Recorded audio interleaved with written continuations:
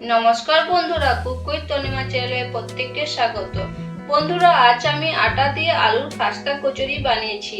এটা দেখে কেউ বলতে পারবে না যে এটা আটা না ময়দার তৈরি। আটা দিয়ে তৈরি হলেও এর স্বাদ দোকানের কচুরি থেকে কোনো অংশে কম নয়। চলুন বন্ধুরা, হেলদি কচুরি রেসিপিটি শুরু করা যাক। বন্ধুরা, আটার কচুরি বানানোর জন্য আমি এখানে 1 কাপ আটা নিয়েছি।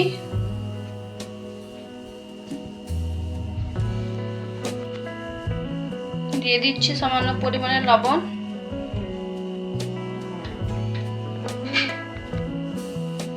লবণ আর আটাটা ভালো করে মিক্স করে নেব একবার।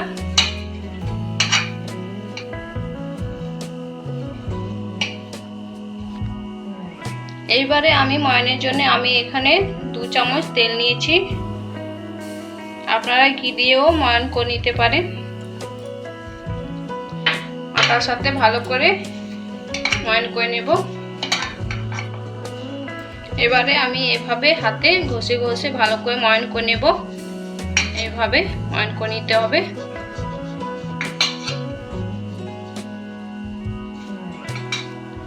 দেখুন বন্ধুরা, কি সুন্দর ময়ান হয়ে গেছে। এভাবে ময়ান করে নিতে হবে। এবারে একটি সফট ডো তৈরি করে নিব।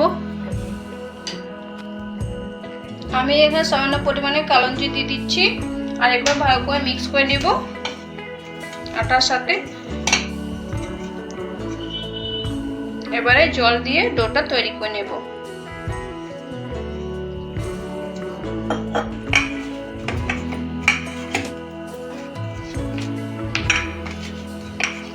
এভাবে মেখে নিতে হবে একদম সফট।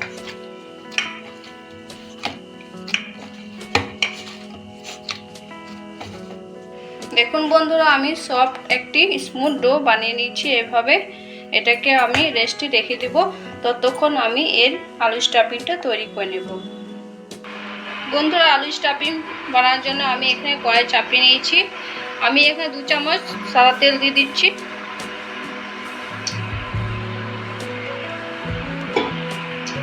তেলটা গরম হয়ে গেছে। আমি দিয়ে দিচ্ছি 1 চামচ 5 ফোড়ন।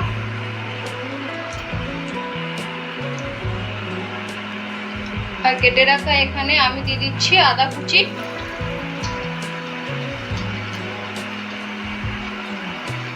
আর এখানে আমি একটি কাঁচা লঙ্কা কুচিয়ে নিয়েছিলাম, এটাও দিয়ে দিচ্ছি।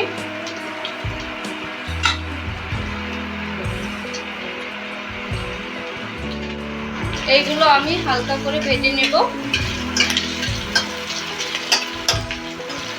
আদার কাঁচা গন্ধটা চলে গেলে আমি এর মধ্যে দিয়ে দেব পেঁয়াজ কুচি।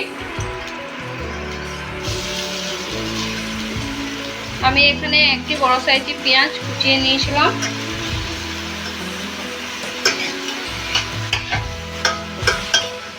আমি এই পেঁয়াজগুলো হালকা করে ভেজে নেব, বেশি ভাজবো না, লাল লাল করে।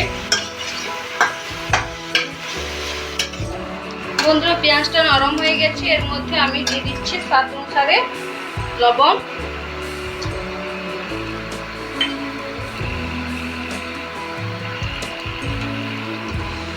এখানে দিয়ে দিচ্ছি সামান্য পরিমাণে হলুদ, সামান্য পরিমাণে দিচ্ছি লঙ্কা গুঁড়ো। এখানে জিরে গুঁড়ো দিয়ে দিচ্ছি সামান্য পরিমাণে। এখানে দিয়ে দিচ্ছি গোলমরিচ গুঁড়ো। এগুলো ভালো করে পেঁয়াজের সাথে মিক্স করে নেব। ভালো করে পেঁয়াজের সাথে মশলাটা কষে নিয়েছি। এবারে এখানে আমি দিয়ে দিচ্ছি সিদ্ধ করা আলু। আমি এখানে বড় সাইজের 2টো আলু সিদ্ধ করে নিয়েছিলাম। আমি গ্রেটারের সাহায্যে এভাবে গ্রেট করে নেব, যাতে মশলাটা আলুর সাথে ভালো করে মিক্স হয়ে যায়। মশলার সাথে ভালো করে আলুটা কষে নেব।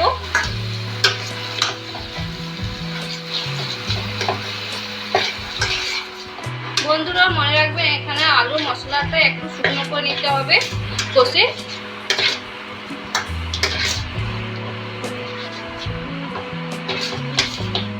বন্ধুরা, আমার আলু মশলাটা কষা হয়ে গেছে। আমি এখানে দিয়ে দিচ্ছি সামান্য পরিমাণে গরম মশলা দিয়ে একবার মশলাটা কষে নেব।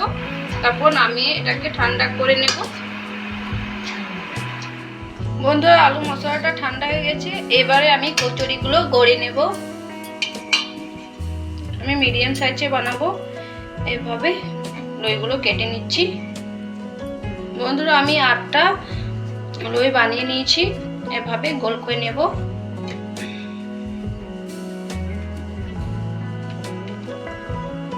এইভাবে আমি আলু মশলাটাও 8 ভাগে ভাগ করে নিচ্ছি।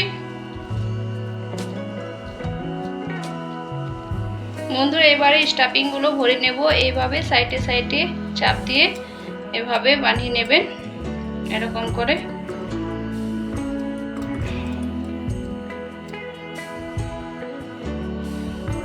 এবারে স্টাফিংটা এভাবে দিয়ে দেব। এভাবে স্টাফিংটা বন্ধ করে দিতে হবে, এরকম করে। এবারে হালকা হাতে এভাবে গোল করে নিতে হবে, এরকম। এবারে এরকম করে প্রেস করে দিতে হবে, সব দিকটা যেন আলু স্টাফিংটা ছড়িয়ে যায়। এভাবে করে বানিয়ে নিচ্ছি, এভাবে বাকিগুলো বানিয়ে নেব। বন্ধুরা আমি সব কচুরিগুলো এভাবে গড়ে নিয়েছি আর তেল গরম করতে দিয়েছি। তেলটা হালকা গরম হয়ে গেলে কচুরিগুলো দিয়ে দিতে হবে। আমার তেলটা হালকা গরম হয়ে গেছে, আমি কচুরিটা দিয়ে দিচ্ছি। আর এখানে বেশি করে কচুরিগুলো দিয়ে দিতে হবে একবারে, যাতে তেলের তাপমাত্রাটা এক থাকে। বন্ধুরা কচুরিগুলো হালকা আছে একদম ধৈর্য ধরে ভেজে নিতে হবে, যতক্ষণ না কচুরিগুলো উপরে উঠে আসছে। দেখুন বন্ধুরা কচুরিগুলো কি সুন্দর উপরে উঠে এসেছে। এবারে আমি কচুরিগুলো পাল্টে দিব, খুব সুন্দর ফুলে যাচ্ছে। এভাবে হালকা করে এগুলোকে উল্টে দিব। এইভাবে উল্টে পাল্টে গোল্ডেন ফ্রাই করে নেব। দেখুন বন্ধুরা কচুরিগুলো খুব সুন্দর গোল্ডেন কালারে ফ্রাই হয়ে গেছে, আমি তুলে নেব। এই দেখুন ফুলা ফুলা কচুরি। আর মনে রাখবেন বাকি ভেজগুলো ফ্রাই করার সময় তেলের টেম্পারেচারটা কম করে কচুরিগুলো ফ্রাই করে নিতে হবে। বন্ধুরা আমার কচুরি রেডি। যদি রেসিপিটি ভালো লেগে থাকে তাহলে লাইক শেয়ার কমেন্ট করতে ভুলবেন না। চ্যানেল নতুন হয়ে থাকলে চ্যানেলটি সাবস্ক্রাইব করার অনুরোধ রইল। শীঘ্রই নতুন রেসিপি নিয়ে চলে আসবো। সকলেই ভালো থাকুন, সুস্থ থাকুন। ধন্যবাদ।